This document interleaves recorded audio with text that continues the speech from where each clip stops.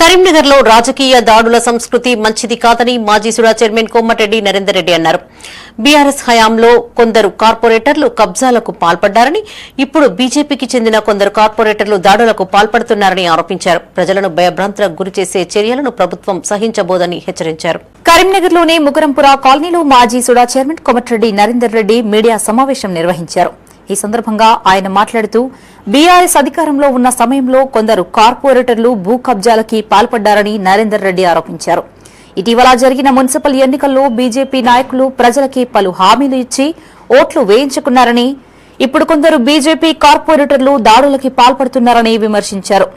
స్థానిక ఎమ్మెల్యే అధికారిక camp కార్యాలయంపై BJP కార్పొరేటర్లు దాడికి దిగడం సరికాదు అన్నారు.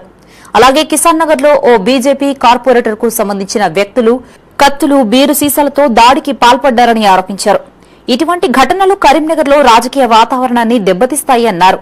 బాధ్యతాయుతమైన పదవిలో ఉన్న కేంద్ర మంత్రి బండి సంజయ్ కుమార్ కరీంనగర్లో జరుగుతున్న దాడులపై ప్రజలకి సమాధానం చెప్పాలని నరేందర్ రెడ్డి డిమాండ్ చేశారు. పోలీసులు ఇప్పటికే స్పందించి నిందితులని అరెస్టు చేశారని, ప్రజలు భయపడాల్సిన అవసరం లేదు అన్నారు.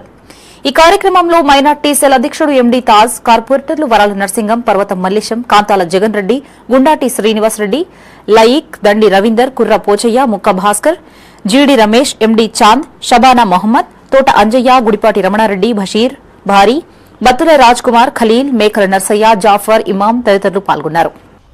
ఈ కరీంనగర్ కు సంబంధించి 2 పర్యాయాలు బీఆర్ఎస్ పార్టీకి సంబంధించి మేయర్ పాలక వర్గాన్ని ఈ ప్రజలు అందిస్తే వాళ్ళు చేసినటువంటి ఘనకార్యం ఏంది అంటే కరీంనగర్కు భూ కబ్జాలకు పాల్పడి ఎక్కడ దొరికితే అక్కడ ప్రజల ఆస్తులను వారి యొక్క అధికారం అప్పుడున్నటువంటి మంత్రితో పాటు వాళ్ళందరి సహకారంతో పెద్ద ఎత్తున కబ్జాలకు పాల్పడి కాంగ్రెస్ ప్రభుత్వం అధికారంకి వచ్చిన తర్వాత అప్పుడున్నటువంటి సిపి గారి ఆధ్వర్యంలో, మహంత్ గారి ఆధ్వర్యంలో ఈ కబ్జాల మీద ఒక స్పెషల్ ఫోకస్ పెడితే 3500 అప్లికేషన్లు వచ్చినాయి, పిటిషన్లు వచ్చినాయి.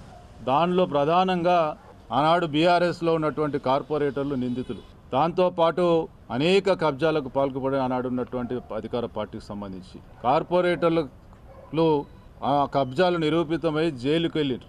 మరి ఈనాడు మళ్ళీ భారతీయ జనతా పార్టీకి పాలక వర్గాన్ని ప్రజలు అప్పచెప్తే దేశం కోసం, ధర్మం కోసం అంటూ ప్రజలను తప్పుదోవ పట్టించి ఓట్లు దండుకొని కేంద్రంలో మేము అధికారంలో ఉన్నాం, మేము కరీంనగర్ అభివృద్ధికి కృషి చేస్తామని చెప్పి మరి ప్రజలను తప్పుదోవ పట్టించి మోసం చేసి కేంద్రంలో హోంశాఖ ప్రధానంగా ప్రజలకు భద్రత కల్పించేటువంటి హోంశాఖ సహాయ మంత్రిగా ఉండి ఈనాడు కరీంనగర్లో జరుగుతున్నది ఏంది అని చెప్పి అడుగుతా ఉన్నాం. కత్తులు, కటార్లతోటి, వీరి సీసాలతోటి దాడులకు స్వయంగా ఒక కార్పొరేటర్ సంబంధించిన అనుచరులు పాల్పడి కరీంనగర్ ప్రజలకు భయాందోళనలకు గురి చేసే విధంగా ప్రవర్తిస్తూ ఈరోజు బీజేపీ సంబంధించినటువంటి పాలక వర్గం వాళ్ళే అధినాయకత్వం వారి యొక్క ఆగడాలను ఇలా ప్రజలు గమనిస్తూ ఉన్నారు.